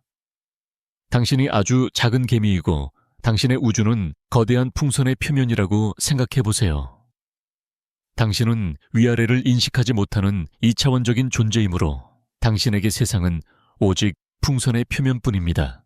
당신은 당신의 세상의 끝이 있는지 알아보기 위해 용감하게 탐험을 떠납니다. 한 방향을 정해서 오직 직진만 하기로 결심합니다. 당신은 걷고 또 걷습니다. 당신의 관점에서는 분명히 직선 경로를 따라가고 있습니다. 당신은 어떤 벽이나 낭떠러지, 여기까지가 세상의 끝이라고 쓰인 팻말 같은 것을 전혀 마주치지 않습니다. 길은 그저 끝없이 이어지는 것처럼 보입니다. 그런데 한참을 걷다 보니 무언가 이상한 점을 발견합니다. 저 멀리 익숙한 풍경이 보이기 시작합니다. 그리고 마침내 당신은 당신이 여행을 처음 시작했던 바로 그 출발점으로 되돌아온 자신을 발견하게 됩니다. 당신은 당신의 우주를 한 바퀴 돈 것입니다. 이 개미의 우주, 즉 풍선의 표면은 면적이 유한합니다. 페인트를 가져와서 칠한다면 언젠가는 모든 표면을 다 칠할 수 있겠죠. 하지만 그곳에는 경계나 가장자리가 없습니다. 어떤 방향으로 가든 막다른 길은 없으며 그저 계속 나아갈 수 있을 뿐입니다. 이것이 바로 유한하지만 경계가 없는 공간의 예입니다. 이 개미에게 너의 세상 바깥에는 무엇이 있니? 라고 묻는 것은 의미가 없습니다. 개미에게는 바깥이라는 개념 자체가 존재하지 않기 때문입니다. 이제 이 비유를 우리의 3차원 우주로 확장해 봅시다. 우리의 우주가 4차원 초구의 3차원 표면이라면 어떨까요? 우리가 4차원을 시각적으로 상상할 수는 없지만 수학적으로는 충분히 가능한 이야기입니다. 만약 그렇다면 우리의 우주는 부피가 유한할 수 있습니다. 우주 안에 있는 모든 별과 은하의 수를 셀 수 있다는 의미죠. 하지만 우주에는 경계가 없을 것입니다. 우리가 아주 강력한 우주선을 타고 한 방향으로 수백억 년을 나아간다면 우리는 어떤 벽에 부딪히는 대신 출발점이었던 지구의 반대편에서 나타나게 될 것입니다. 마치 풍선 위를 걸었던 개미처럼 말입니다. 이것은 우주에 중심이 없다는 사실을 다시 한번 아름답게 설명해 줍니다. 구의 표면에는 특별한 중심점이 없습니다. 모든 점이 동등합니다. 마찬가지로 닫힌 우주 안의 모든 은하는 자신이 우주의 중심에 있다고 느낄 수 있습니다. 그렇다면 우리 우주의 실제 형태는 무엇일까요? 평탄할까요? 열려 있을까요? 아니면 닫혀 있을까요? 과학자들은 이 질문에 답하기 위해 우리가 지난번에 이야기했던 우주 마이크로파 배경 복사, 즉 우주의 첫 빛을 정밀하게 관측했습니다. 만약 우주가 휘어져 있다면 그 태초의 빛 역시 휘어진 공간을 따라 우리에게 날아오면서 그 패턴이 미세하게 왜곡될 것이기 때문입니다. 그리고 지금까지의 모든 관측 결과는 놀랍게도 한 방향을 가리키고 있습니다. 우리의 우주는 아주 평탄하다는 것입니다. 오차 범위 내에서 거의 완벽하게 평탄합니다. 이것은 우주가 무한히 크다는 것을 의미하는 것일까요? 반드시 그렇지는 않습니다. 여기서 또 다른 철학적인 질문이 생겨납니다. 어쩌면 우리의 우주는 실제로는 닫혀 있거나 열려 있는 즉 휘어져 있는 구조일 수 있습니다. 다만 그 규모가 너무나 거대해서 우리가 관측할 수 있는 이 작은 영역 안에서는 거의 평탄하게 보이는 것뿐일지도 모릅니다. 당신이 거대한 지구 위에 서 있는 작은 개미일 때 당신의 발밑 땅은 완벽하게 평평하게 느껴지는 것과 같은 이치입니다. 지구 전체가 둥글다는 사실을 알아차리기 위해서는 훨씬 더 넓은 시야가 필요하죠. 우리가 볼 수 있는 우주가 전체 우주의 극히 일부에 불과하다면 우리는 우주의 진정한 형태를 영원히 알 수 없을지도 모릅니다. 우리는 우리가 사는 이 거대한 건축물의 전체 구조를 보지 못한 채 방 한 구석의 벽지가 거의 평평하다는 사실만을 알고 있는 셈입니다. 이 기묘한 형태에 대한 상상은 우주가 유한한가? 라는 질문을 완전히 새로운 차원으로 이끌어갑니다. 그것은 단순히 공간의 크기에 대한 질문이 아니라 공간의 위상과 연결성에 대한 질문이 됩니다. 우리가 살고 있는 이 공간이 어쩌면 거대한 우주적 고리처럼 끝과 시작이 연결된 유한한 전체일 수 있다는 가능성은 우리에게 깊은 경이감을 줍니다. 어둠 속에서 조용히 눈을 감고 상상해 보세요. 당신이 내뿜는 숨결이 방 안을 채우고 당신의 생각이 이 공간을 가로지릅니다. 만약 이 공간 자체가 거대한 공면의 일부라면 당신의 생각의 파동은 언젠가 우주를 한 바퀴 돌아 다시 당신에게로 돌아올지도 모릅니다. 물론 수백억 년이 넘는 시간이 걸리겠지만요. 우리는 서로 분리된 존재가 아니라 하나의 닫힌 체계 안에서 서로 연결된 존재일 수 있습니다. 지난밤 우리는 우주가 유한하지만 경계가 없을 수도 있다는 기묘한 가능성을 탐험했습니다.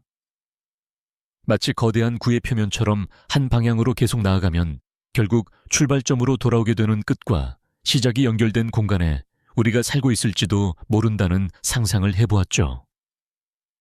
하지만 우리 우주가 너무나 거대하기에 우리가 볼 수 있는 작은 영역만으로는 그 전체적인 형태를 결코 확신할 수 없다는 겸손한 결론에 이르렀습니다. 이처럼 우리의 지식이 닿지 않는 경계, 우리의 시야가 닿지 않는 지평선에 대한 이야기는 우리를 자연스럽게 더욱 대담하고 근본적인 질문으로 이끌어갑니다. 그 질문은 바로 이것입니다. 만약 우리 우주 너머에 무언가가 있다면 그것은 과연 무엇일까? 우리가 이야기해온 우주의 경계, 그 너머에는 단순히 더 많은 공간과 더 많은 은하가 펼쳐져 있는 것일까요? 아니면 우리의 상상을 완전히 뛰어넘는 전혀 다른 차원의 현실이 존재하고 있는 것일까요? 이제 잠시 과학적 사실의 단단한 땅을 떠나 이론 물리학의 가장자리에서 피어나는 대담한 상상력의 바다로 함께 항해를 떠나봅시다. 이곳은 증명되지는 않았지만 우리의 가장 성공적인 이론들이 가리키는 논리적 가능성의 영역입니다. 오늘 밤 우리는 다중우주, 즉 멀티버스라는 개념에 대해 속삭여 보려 합니다. 다중우주라는 아이디어는 공상과학소설의 전유물처럼 들릴지 모릅니다. 하지만 놀랍게도 이 개념은 여러 심오한 물리 이론들 속에서 반복적으로 거의 필연적으로 등장합니다. 마치 미지의 대륙을 탐험하던 여러 탐험가들이 각기 다른 경로를 통해 결국 같은 거대한 산맥을 발견하게 되는 것처럼 말입니다.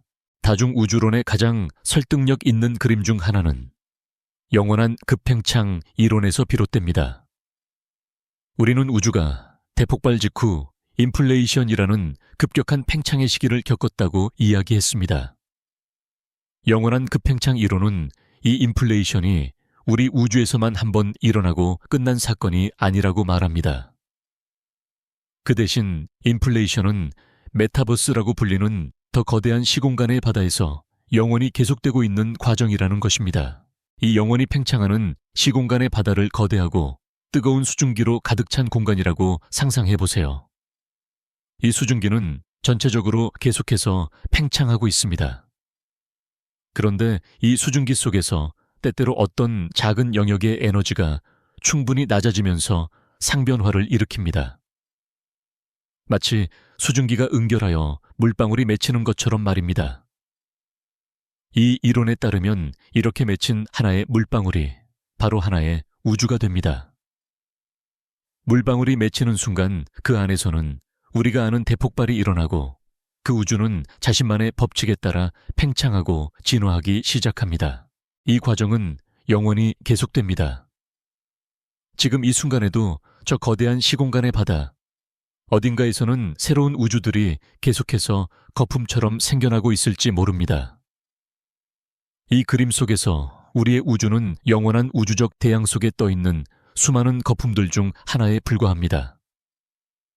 각각의 거품 우주는 서로에게서 너무나 빠르게 멀어지고 있기 때문에 원칙적으로 서로 소통하거나 관측할 수 없습니다. 각각은 자신만의 고립된 시공간 섬인 셈입니다. 이 아이디어는 여기서 한 걸음 더 나아가 우리를 더욱 놀라운 가능성으로 이끕니다. 만약 수많은 우주들이 이렇게 제각기 태어난다면 그 우주들이 모두 우리 우주와 똑같은 물리 법칙을 가질 것이라고 어떻게 확신할 수 있을까요? 각각의 거품 우주는 태어나는 순간의 초기 조건에 따라 전혀 다른 모습으로 성장할 수 있습니다. 마치 눈송이가 모두 6개의 팔을 가졌지만 그 모양은 제각기 다른 것처럼 말입니다. 어떤 우주에서는 중력이 우리 우주보다 훨씬 더 강하거나 약할 수 있습니다. 어떤 우주에서는 빛의 속도가 다를 수도 있고 우리가 아는 기본적인 입자들이 아예 존재하지 않을 수도 있습니다. 심지어 공간의 차원 자체가 3개가 아닌 4개, 5개 혹은 10개가 넘는 우주가 있을 수도 있습니다. 이러한 우주들의 대부분은 아마 생명이 존재할 수 없는 텅 비고 황량한 공간일 것입니다. 중력이 너무 강하다면 모든 것이 순식간에 한 점으로 붕괴해버릴 것이고 너무 약하다면 별과 은하가 아예 형성되지도 못했을 겁니다. 우리가 아는 생명 현상은 아주 정밀하게 조율된 물리 상수들의 절묘한 균형 위에서만 가능하기 때문입니다. 이것은 우리 존재에 대한 아주 심오한 질문에 새로운 빛을 던져줍니다. 왜 하필 우리 우주는 생명이 존재하기에 이토록 완벽하게 조율되어 있는가라는 질문 말입니다. 만약 우리 우주가 유일한 존재라면 이 완벽한 조율은 거의 기적에 가깝게 느껴집니다. 하지만 만약 무한에 가까운 다중 우주가 존재하고 각각의 우주가 무작위적인 물리 법칙을 가지고 있다면 이야기는 달라집니다. 그것은 마치 우리가 거대한 복권 추첨에서 당첨된 것과 같습니다. 수없이 많은 꽝 우주들이 존재하지만 그중 극소수는 생명이 탄생할 수 있는 조건을 갖추게 됩니다. 그리고 우리는 당연하게도 바로 그런 우주 안에서 우리 자신을 발견하게 되는 것입니다. 생명이 없는 우주에서는 왜 우리 우주는 이런 모습을 하고 있지? 라고 질문할 관찰자 자체가 존재하지 않을 테니까요. 이것을 인류 원리라고 부릅니다. 우리의 존재 자체가 우리가 살고 있는 우주가 특정 조건을 만족해야 한다는 것을 증명한다는 생각입니다. 우리는 우주가 우리를 위해 설계되었기 때문이 아니라 우리가 존재할 수 있는 우주를 선택적으로 관찰하고 있기 때문에 이곳에 있는 것입니다. 이 거품, 우주 이론이 단지 아름다운 상상에 불과한 것일까요? 아니면 언젠가 검증할 수 있는 과학 이론일까요? 놀랍게도 일부 과학자들은 그 가능성을 진지하게 탐구하고 있습니다. 만약 우리 우주가 정말로 다른 거품 우주들 사이에 떠 있다면 아주 먼 옛날 우리 우주가 아직 어렸을 때 다른 우주와 충돌했을 가능성도 있습니다. 그러한 거대한 충돌은 우리 우주에 영원한 흉터를 남겼을 수 있습니다.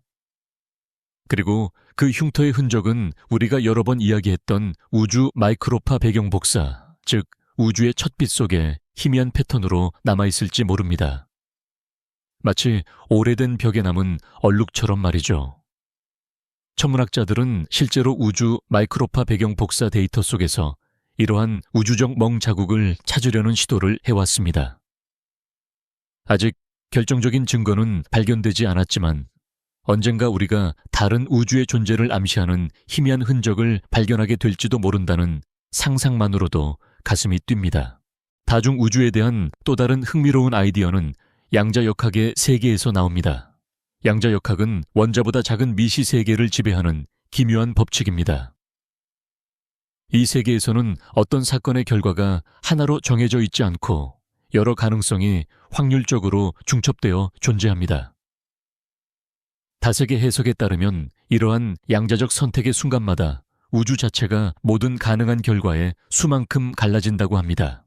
당신이 아침에 일어나 왼쪽으로 갈까, 오른쪽으로 갈까 고민하는 순간 우주는 두 개로 나뉩니다. 하나는 당신이 왼쪽으로 가는 우주, 다른 하나는 오른쪽으로 가는 우주입니다. 당신의 삶에서 이루어진 모든 선택, 그리고 우주 전체에서 일어난 모든 양자적 사건들이 무한한 평행 우주의 가지들을 만들어내는 것입니다. 이 해석에 따르면 지금 이 순간에도 당신의 다른 버전들이 당신이 하지 않은 선택을 하며 살아가고 있는 상상할 수 없이 많은 평행 세계가 존재하고 있습니다. 이러한 생각들은 우리의 머리를 어지럽게 만듭니다. 하지만 동시에 우리의 존재와 현실의 개념을 무한히 확장시켜줍니다. 우리가 아는 이 우주, 이 현실이 전부가 아닐 수도 있다는 가능성, 우리의 삶이 유일한 이야기가 아닐 수도 있다는 암시, 그것은 우리를 겸손하게 만들고 더 큰 경이로움으로 우리를 이끌어갑니다. 우리가 사는 우주는 거대한 도서관에 꽂힌 한 권의 책일지도 모릅니다. 그 책 안에는 장엄한 이야기가 담겨 있지만 도서관 전체에는 우리가 상상조차 할 수 없는 수많은 다른 이야기들이 담긴 책들이 꽂혀 있는 것입니다. 우리는 결코 그 다른 책들을 직접 읽어볼 수는 없을지 모릅니다. 하지만 그 존재 가능성을 아는 것만으로도 우리가 읽고 있는 이 한 권의 책이 더욱 소중하고 특별하게 느껴지지 않나요? 지난밤 우리는 상상력의 가장 먼 바다를 항해하며 우리 우주가 어쩌면 무한한 우주들의 대양 속에 떠있는 하나의 거품일지도 모른다는 아찔하고도 매혹적인 가능성을 엿보았습니다. 그 광대한 가능성의 바다에서 이제 우리의 시선을 다시 우리가 발딛고 있는 바로 이 우주 우리의 유일한 우주적 고향으로 되돌려 오려 합니다. 시작이 있었던 모든 이야기에는 끝이 있는 법입니다. 장엄한 대폭발로 그 첫 페이지를 열었던 우리 우주의 대서사시는 과연 어떤 마지막 문장으로 끝을 맺게 될까요? 이제 우리는 시간 여행의 방향을 바꾸어 과거가 아닌 아득히 먼 미래로 시간의 종착점을 향해 나아가려 합니다. 이 여정은 어쩌면 조금은 쓸쓸하고 서글프게 느껴질지도 모릅니다. 하지만 모든 끝은 새로운 관점을 열어주고 존재의 의미를 더욱 깊이 되새기게 합니다. 그러니 두려워 말고 저와 함께 우주의 마지막 숨결을 느끼러 떠나보시죠. 우주의 종말을 이해하기 위해 우리는 먼저 우주를 지배하는 가장 근본적이고도 무자비한 법칙 중 하나를 이해해야 합니다. 바로 열역학 제2법칙, 즉 엔트로피 증가의 법칙입니다. 엔트로피라는 단어가 조금 어렵게 들릴 수 있지만 그 개념은 우리 일상 속에 깊숙이 스며들어 있습니다. 뜨거운 커피 한 잔을 탁자 위에 놓아두면 어떻게 되나요? 시간이 지나면 저절로 식어서 주변 공기와 같은 온도가 됩니다. 뜨거운 커피가 가진 집중된 열 에너지가 주변으로 흩어지며 균일한 상태로 변해가는 것입니다. 반대의 경우는 저절로 일어나지 않습니다. 방 안에 미지근한 공기가 저절로 에너지를 모아 커피를 뜨겁게 만드는 일은 결코 없죠. 잘 정돈된 방은 시간이 지나면 자연스럽게 어질러지지만 어질러진 방이 저절로 정돈되지는 않습니다. 이것이 바로 엔트로피입니다. 질서 있는 상태에서 무질서한 상태로 집중된 에너지에서 흩어진 에너지로 특별한 상태에서 평범한 상태로 나아가려는 우주의 거대한 경향성입니다. 우주는 전체적으로 닫힌 시스템과 같아서 이 엔트로피 증가의 법칙을 거스를 수 없습니다. 우주가 태어난 순간, 즉 대폭발 직후의 우주는 극도로 뜨겁고 밀도가 높았지만 사실은 매우 낮은 엔트로피 상태였습니다. 모든 에너지와 물질이 한 점에 질서 전견하게 모여 있었으니까요. 그 이후 138억 년 동안 우주는 팽창하고 식어가면서 별과 은하를 만들고 생명을 탄생시키는 등 복잡하고 아름다운 구조물들을 만들어 왔습니다. 하지만 이 모든 창조적인 활동은 사실 더 큰 규모의 엔트로피 증가 과정의 일부였습니다. 별이 내뿜는 빛과 열은 에너지를 우주 공간으로 흩뿌리는 과정이며 이것이 바로 우주 전체의 엔트로피를 높이는 주된 원인입니다. 우주는 마치 모닥불과도 같습니다. 처음에는 맹렬하게 타오르며 빛과 열을 내뿜지만 시간이 지나면 장작이 모두 타버리고 불씨가 사그라들며 결국 차가운 잿더미만 남게 되는 것처럼 우리 우주도 서서히 하지만 확실하게 식어가고 있습니다. 자, 이제 시간을 앞으로 빨리 감아봅시다. 수조년, 수십조 년 후의 미래로 떠나봅시다. 이 시대를 별의 시대의 황홍이라고 부를 수 있겠습니다. 하늘을 수놓았던 별들이 하나둘씩 그 생명을 다하기 시작합니다. 태양처럼 거대한 별들은 이미 오래전에 사라졌고 우주에서 가장 오래 사는 작고 희미한 별들, 적색과의 성만이 마지막 불꽃을 태우고 있습니다. 이 별들은 수조 년에 걸쳐 아주 느리게 자신의 연료를 소모하며 마침내 마지막 빛을 내뿜고는 조용히 식어 흑색 와이성이라는 차가운 시체로 변해갑니다. 이제 우주에는 더 이상 스스로 빛을 내는 별이 존재하지 않습니다. 밤하늘은 완벽한 어둠에 잠깁니다. 우주는 블랙홀 중성자별 백색 와이성과 흑색 와이성 같은 죽은 별들의 유령들만이 떠도는 거대한 묘지가 됩니다. 은하들은 여전히 존재하지만 그것은 빛나는 별들의 군무가 아니라 어둠 속에서 서로의 중력에 이끌려 맴도는 거대한 암흑의 소용돌이일 뿐입니다. 하지만 이야기는 여기서 끝나지 않습니다. 우주의 시간은 이제 막 시작되었을 뿐입니다. 이제부터의 시간 척도는 우리의 상상을 초월합니다. 10의 30 제곱년 40 제곱년 후의 미래 축토의 시대가 도래합니다. 이 시대에는 우주에서 가장 기묘하고 느린 사건이 일어납니다. 바로 양성자 붕괴입니다. 양성자는 원자핵을 구성하는 기본 입자이며 우리가 아는 모든 물질의 근간입니다. 우리는 양성자가 영원히 안정적이라고 배워왔습니다. 하지만 많은 현대 물리학 이론들은 양성자 역시 극도로 긴 시간이 지나면 결국 붕괴하여 더 가벼운 입자들과 방사선으로 변할 것이라고 예측합니다. 아직 실험적으로 증명되지는 않았지만 만약 이 이론이 맞다면 그것은 물질의 종말을 의미합니다. 상상해보세요. 죽은 별들의 차가운 시체들, 행성들의 잔해 우주를 떠돌던 모든 먼지와 가스들이 아주 서서히 원자 하나하나씩 증발하듯 사라져가는 모습을 말입니다. 수조 년에 걸쳐 단단하게 뭉쳐있던 산이 바람에 깎여 먼지가 되듯이 우리가 알던 모든 물질 구조가 해체되어 희미한 에너지의 바다로 돌아갑니다. 이제 우주에는 단 하나의 구조물만이 남게 됩니다. 바로 블랙홀입니다. 별들의 시대가 남긴 작은 블랙홀부터 은하의 중심에서 모든 것을 삼켜온 초거대 블랙홀까지 이들은 물질의 마지막 피난처이자 우주의 거대한 기념비처럼 어둠 속에 군림합니다. 이 시대를 블랙홀의 시대라고 부릅니다. 블랙홀은 심지어 빛조차 탈출할 수 없는 강력한 중력을 가졌기에 영원한 존재처럼 보입니다. 하지만 위대한 물리학자 스티븐 호킹은 블랙홀조차도 영원하지 않다는 것을 보여주었습니다. 양자역학적 효과로 인해 블랙홀은 아주 미세하게 입자들을 방출하며 서서히 질량을 잃고 증발합니다. 이것을 호킹 복사라고 부릅니다. 이 증발 과정은 상상할 수 없을 정도로 느립니다. 태양 질량 정도의 블랙홀이 완전히 증발하는 데는 10의 67제곱년이 걸립니다. 은하 중심의 초거대 블랙홀은 10의 100제곱년, 즉 구골년이라는 시간이 필요합니다. 구골은 1 뒤에 연기 100개나 붙는 인간의 두뇌로는 거의 인지할 수 없는 거대한 수입니다. 우주의 마지막 장은 이 블랙홀들이 하나씩 아주 천천히 증발하며 막을 내립니다.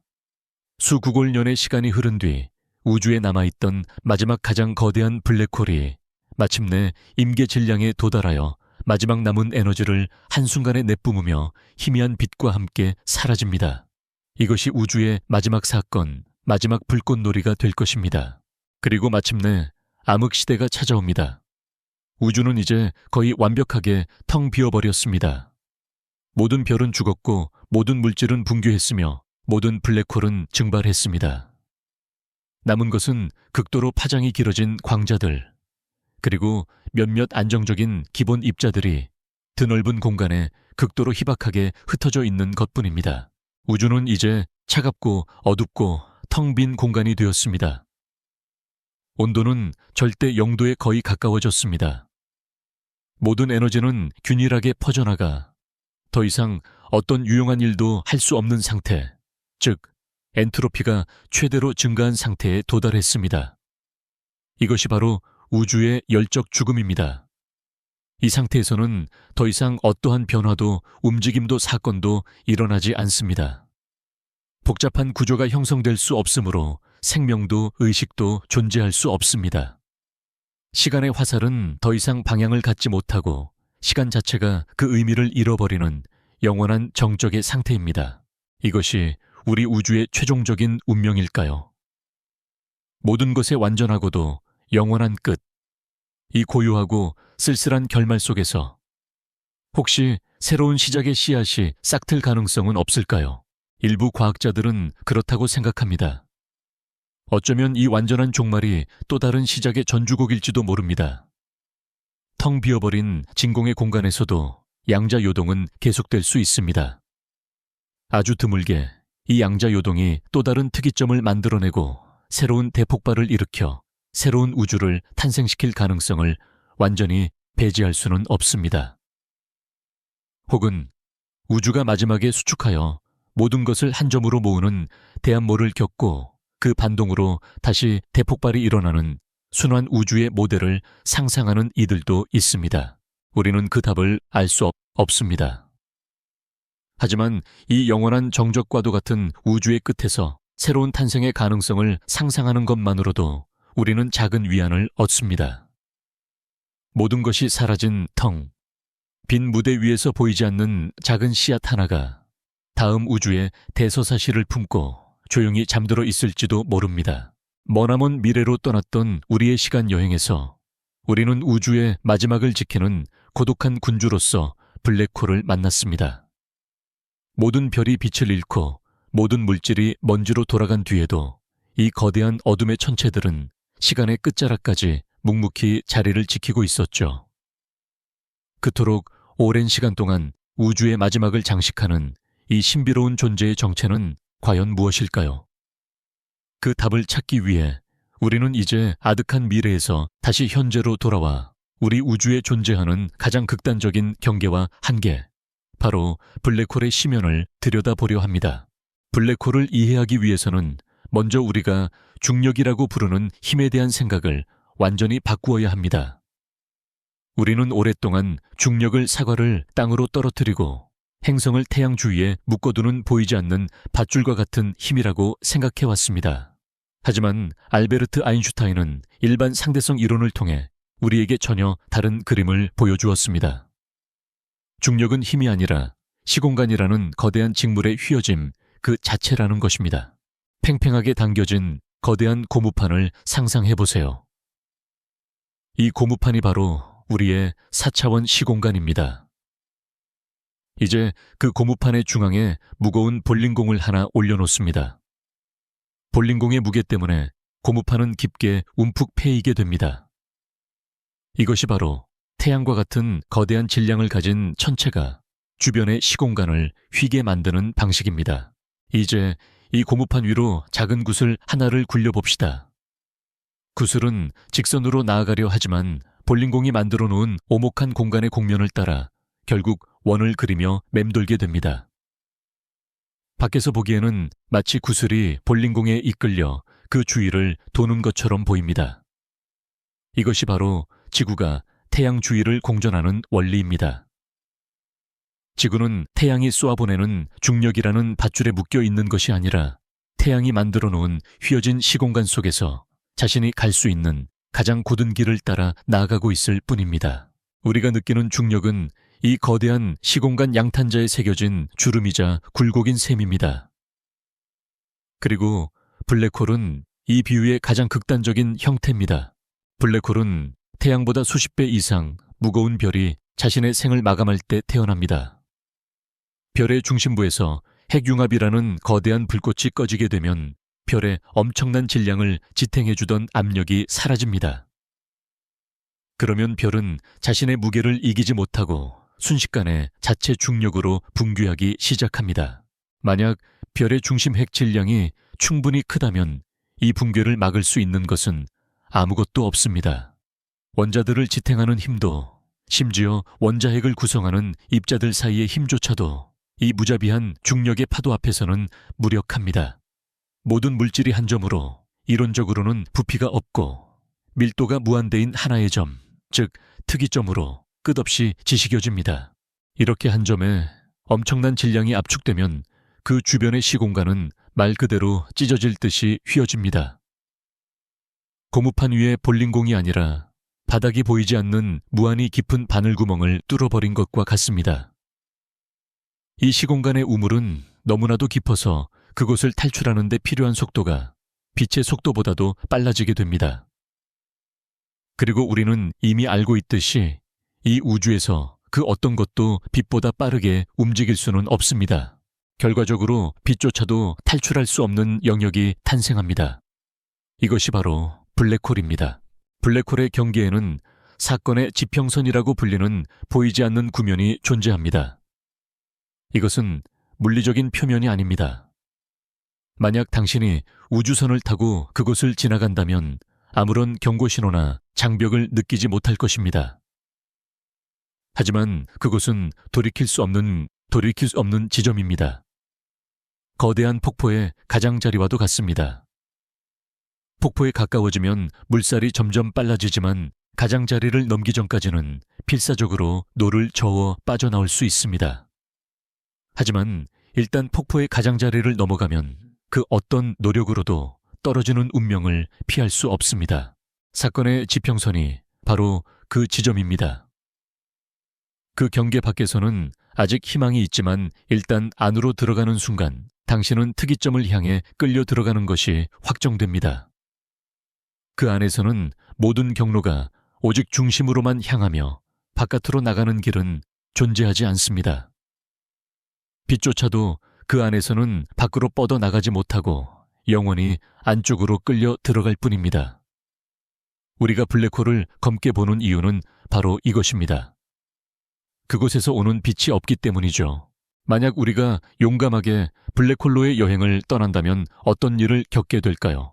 멀리서 보면 블랙홀은 그저 배경의 별빛을 왜곡시키는 검은 원반처럼 보일 겁니다. 블랙홀의 강력한 중력이 주변의 빛을 휘게 만들어 중력 렌즈 효과라는 기묘한 현상을 일으키기 때문입니다.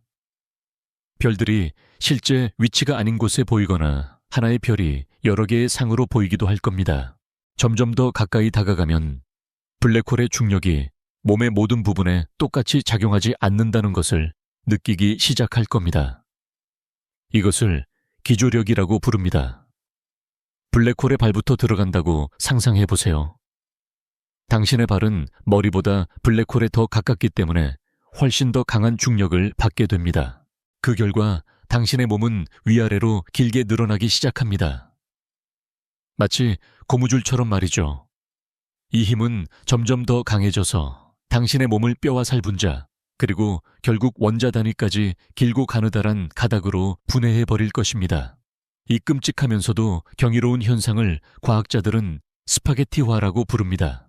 당신은 우주에서 가장 긴 스파게티가 되어 블랙홀의 중심으로 빨려 들어가게 되는 것입니다.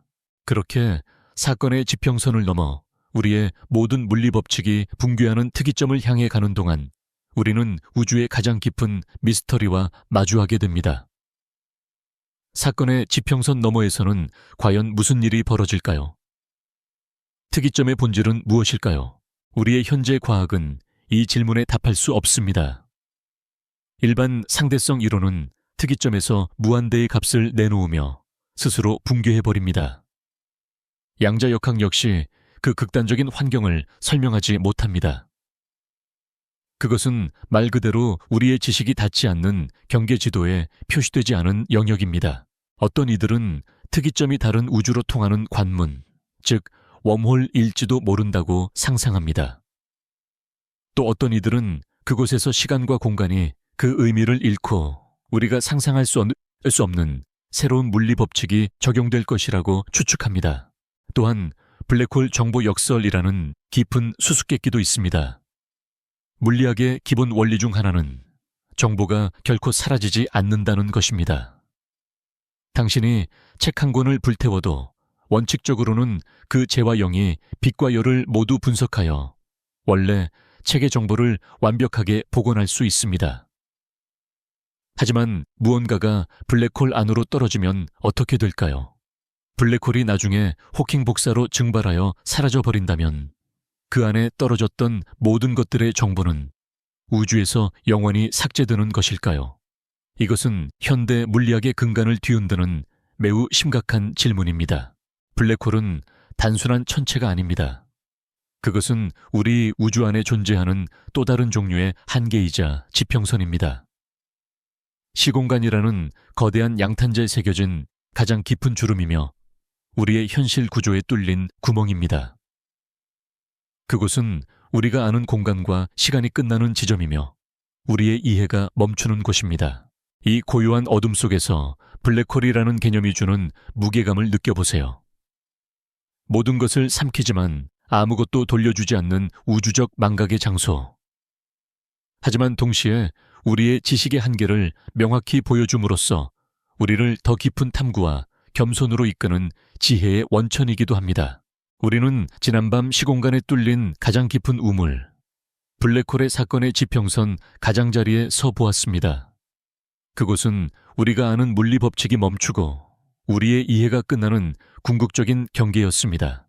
하지만 우리 우주에는 블랙홀이라는 개별적인 어둠보다 훨씬 더 거대하고 훨씬 더 근원적인 어둠이 존재합니다. 그것은 특정 장소에 국한된 어둠이 아니라 우주라는 직물 전체에 스며들어 있는 보이지 않는 유령과도 같은 존재감입니다. 우리는 지금까지의 여정에서 반짝이는 별과 은하 성운에 대해 이야기해 왔습니다.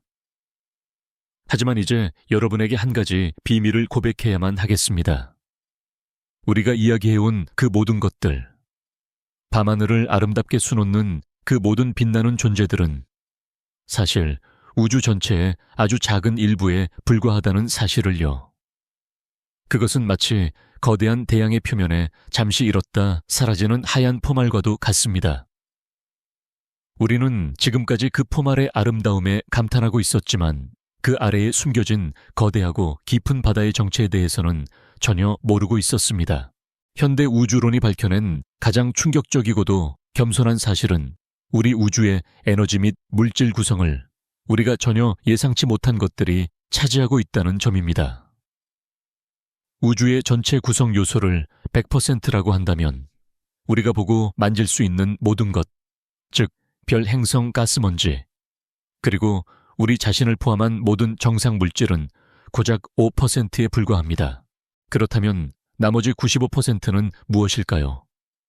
과학자들은 그것을 두 가지의 신비로운 이름으로 부릅니다.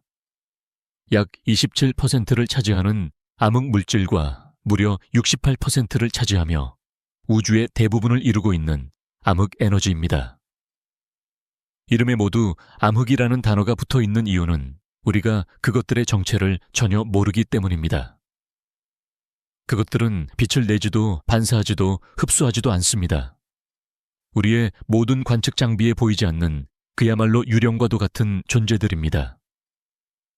하지만 우리는 그것들이 남긴 흔적을 통해 그 존재를 명확하게 인지하고 있습니다. 먼저 암흑 물질의 이야기부터 시작해 봅시다. 이 유령의 첫 번째 흔적은 은하의 움직임에서 발견되었습니다.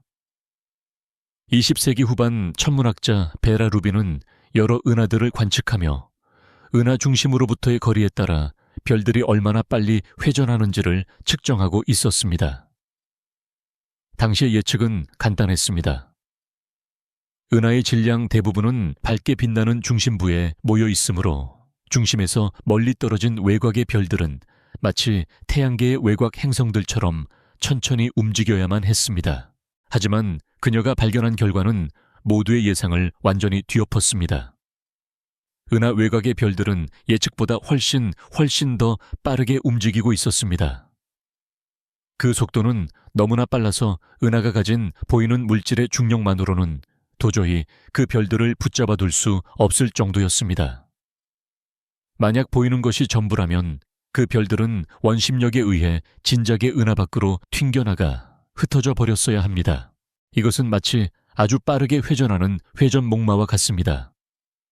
가장자리에 앉은 아이들은 금방이라도 튕겨나갈 것 같지만 보이지 않는 누군가의 손이 그 아이들을 단단히 붙잡아주고 있는 것과 같은 상황입니다.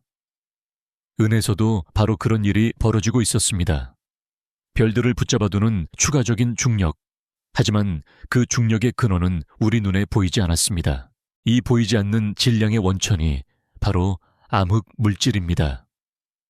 과학자들은 각각의 은하가 우리가 보는 별과 가스 구름을 훨씬 넘어서까지 거대한 암흑 물질의 헤일로, 즉 후광에 둘러싸여 있다고 믿고 있습니다.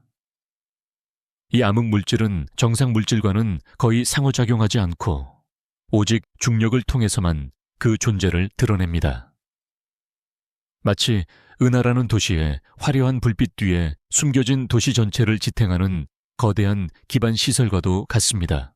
우리가 보는 은하는 사실 암흑 물질이라는 거대한 비계 위에 덧붙여진 얇은 장식에 불과할지도 모릅니다. 암흑 물질의 존재를 보여주는 가장 강력한 증거 중 하나는 총알 은하단이라고 불리는 두 은하단의 충돌 현장에서 발견되었습니다. 수억 년 전 두 개의 거대한 은하단이 서로를 통과하며 충돌했습니다. 은하단을 구성하는 대부분의 정상 물질은 뜨거운 가스의 형태인데 이 가스 구름들은 서로 충돌하면서 속도가 느려지고 거대한 충격파를 형성하며 중앙에 뭉쳐있게 되었습니다. 하지만 중력 렌즈 효과를 통해 관측한 은하단의 질량 분포는 전혀 다른 곳에 위치하고 있었습니다. 질량의 대부분을 차지하는 암흑 물질은 정상 물질과는 달리 서로 아무런 상호작용도 하지 않고 유령처럼 서로를 그대로 통과하여 가스 구름보다 훨씬 앞서 나간 것입니다. 이 관측은 암흑 물질이 단순히 계산상의 착오나 이론의 오류가 아니라 실제로 존재하는 독립적인 물질이라는 것을 명백하게 보여주었습니다. 유령의 흔적이 명확하게 사진에 찍힌 셈입니다.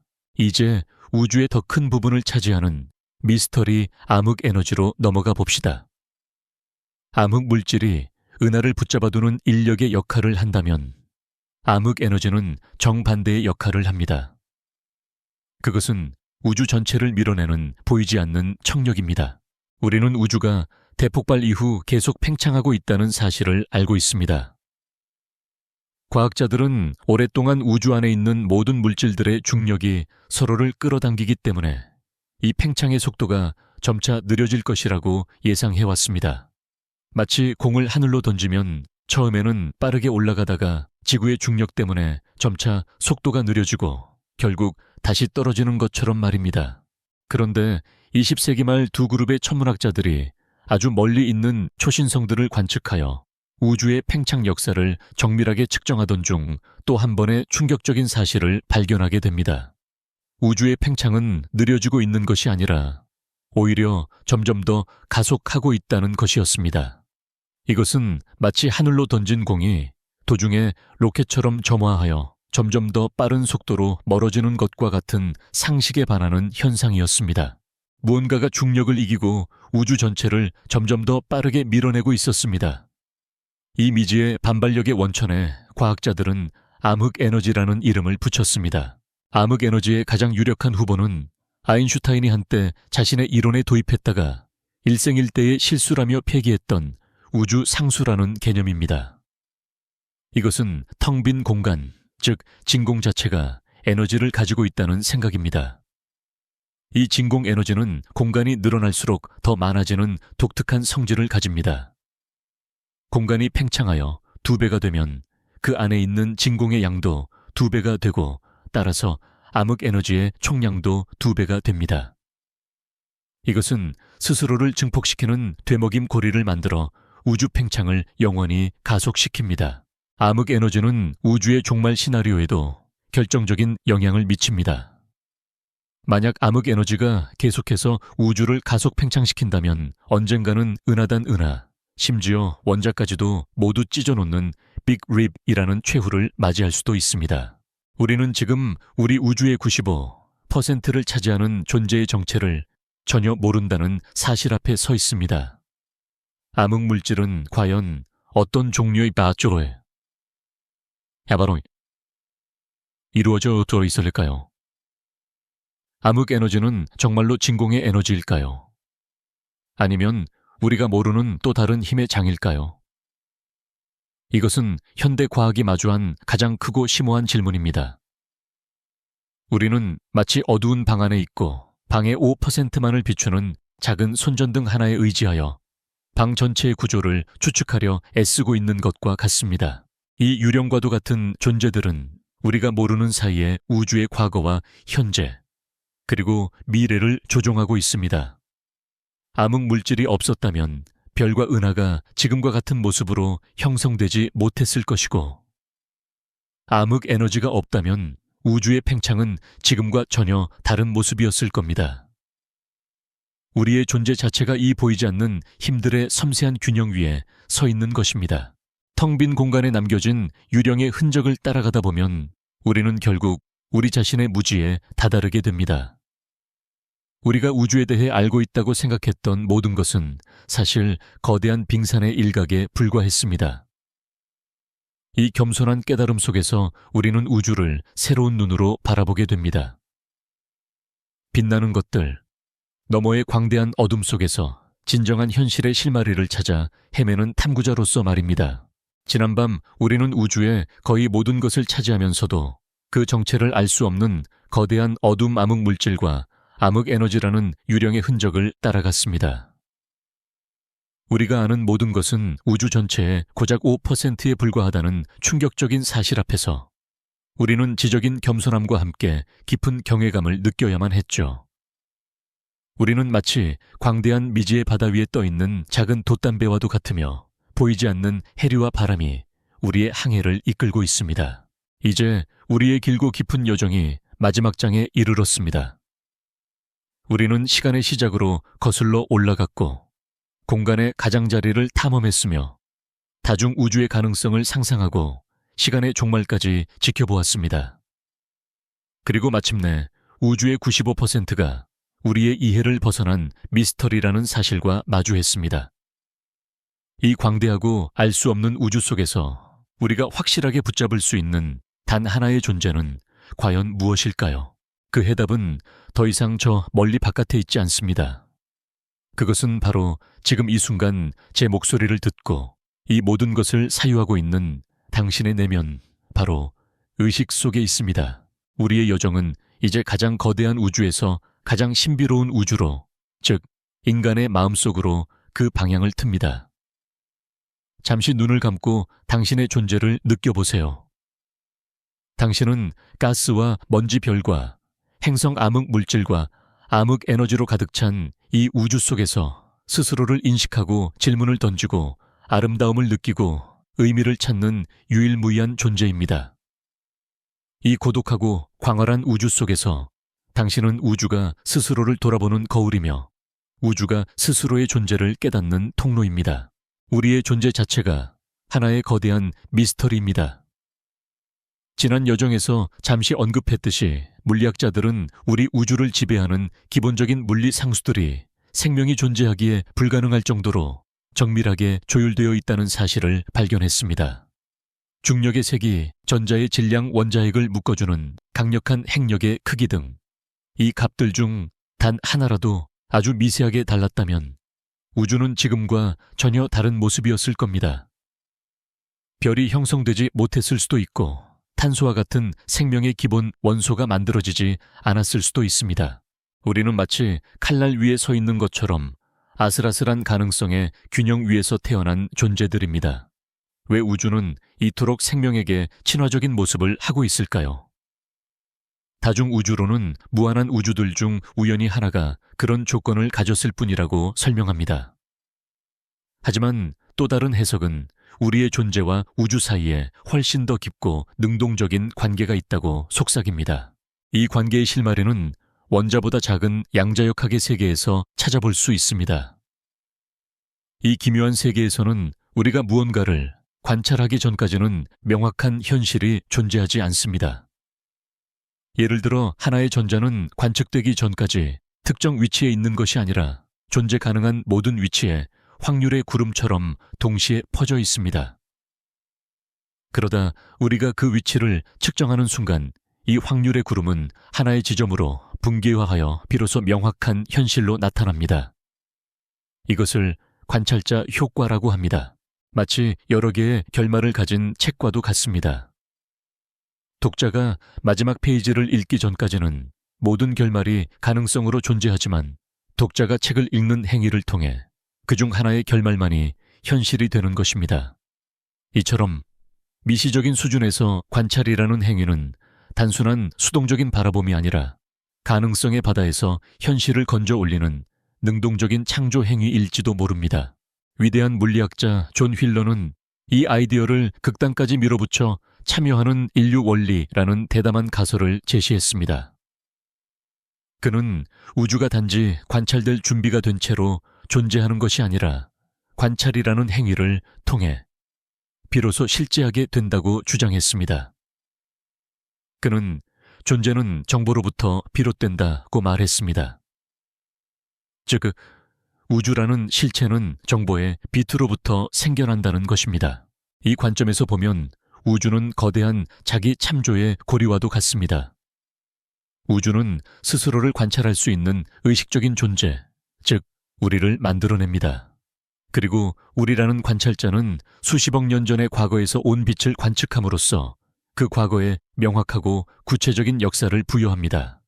당신이 지금 망원경으로 100억 광년 떨어진 퀘이사를 본다면 당신의 그 관측 행위가 그 퀘이사에서 출발한 빛의 경로를 100억 년의 시공간을 거슬러 올라가 확정짓는다는 것입니다. 관찰자가 없는 우주는 실현되지 않은 가능성들의 합일 뿐이며 관찰자의 등장을 통해 비로소 하나의 일관된 이야기로 완성됩니다. 이것은 우리가 우주의 중심이라는 오만한 주장이 아닙니다. 오히려 그 반대입니다. 이것은 우리와 우주가 분리될 수 없는 하나의 전체라는 가장 겸손하고도 심오한 깨달음입니다. 우리는 우주라는 연극의 단순한 관객이 아니라 무대와 상호작용하며 극의 내용을 함께 만들어가는 참여자입니다. 이것은 우리를 궁극적인 철학적 질문으로 이끌고 갑니다. 아무도 들어주는 이 없는 숲속에서 쓰러지는 나무는 과연 소리를 내는 것일까요? 마찬가지로 아무도 관찰하는 존재가 없는 우주는 과연 존재한다고 말할 수 있을까요? 우주는 그 자체로 의미를 가지는 것일까요? 아니면 그 아름다움과 경이로움을 느끼고 이해하는 의식이 존재할 때 비로소 의미를 갖게 되는 것일까요? 우리의 긴 여정은 원점으로 돌아왔습니다. 우리는 밤하늘의 별을 바라보며 시작했지만 결국 우리 자신의 내면을 들여다보며 끝을 맺습니다. 우주의 가장 큰 미스터리는 그 끝이 어디인지가 아니라 그 우주를 인식하는 의식, 그 자체의 신비일지도 모릅니다. 당신의 마음, 지금 이 순간 고요히 숨쉬며 사유하는 바로 그 의식이야말로 우리가 아는 한 이 우주에서 가장 복잡하고 놀라운 현상입니다. 우리는 우주 안에 있는 존재가 아닙니다. 우리는 우주 그 자체입니다. 우리는 우주가 스스로를 경험하고 스스로에게 질문하고 스스로의 아름다움에 감탄하는 방식입니다. 당신의 눈을 통해 우주가 보고 당신의 귀를 통해 우주가 듣고 당신의 마음을 통해 우주가 꿈을 꿉니다. 우주의 끝이 있는지 없는지에 대한 최종적인 답은 중요하지 않을지도 모릅니다. 정말로 중요한 것은 그 질문을 던질 수 있는 우리가 바로 지금 여기에 존재한다는 사실 그 자체입니다. 자, 이제 우리의 길고 부드러운 여정이 서서히 막을 내립니다. 우리는 함께 시간의 시작과 끝을 거닐었고 상상할 수 있는 가장 먼 공간의 경계를 넘어섰습니다. 태초의 새벽을 알리는 희미한 빛의 메아리에서부터 우주의 마지막 희미해져 가는 숨결까지 우리는 팽창하는 시공간이라는 캔버스 위를 항해했고 블랙홀이라는 깊은 주름을 들여다보았으며 보이지 않는 암흑의 바다를 헤쳐나왔습니다. 그리고 마침내 이 모든 것을 비추는 거울인 우리 자신의 마음속에서 여정을 마무리했습니다. 이제 모든 생각의 흐름을 부드럽게 내려놓으세요. 당신의 의식을 서서히 지금 이 순간 당신이 머물고 있는 바로 이 공간으로 되돌려오세요. 당신의 몸을 감싸고 있는 이불의 감촉, 당신의 귓가에 들리는 고요한 숨소리, 방 안을 채우고 있는 평화로운 공기를 느껴보세요. 우주의 모든 경이로움은 바로 당신이 누워있는 이 작은 공간 안에 고요히 담겨 있습니다. 마지막으로 한 번 더 여쭤보고 싶네요. 지금 당신이 머무는 곳은 어디인가요? 그곳의 시간은 지금 이 순간 어떻게 흐르고 있나요? 여러분의 조용한 동반자가 되어 이 밤의 여행을 함께할 수 있어 기뻤습니다. 이 이야기가 당신에게 작은 평온함과 함께 존재의 아름다움에 대한 깊은 경이감을 선물했기를 바랍니다. 편안히 주무세요. 나의 동반자여. 당신이 언제 어디에 있든 달콤한 꿈 꾸시길 바랍니다.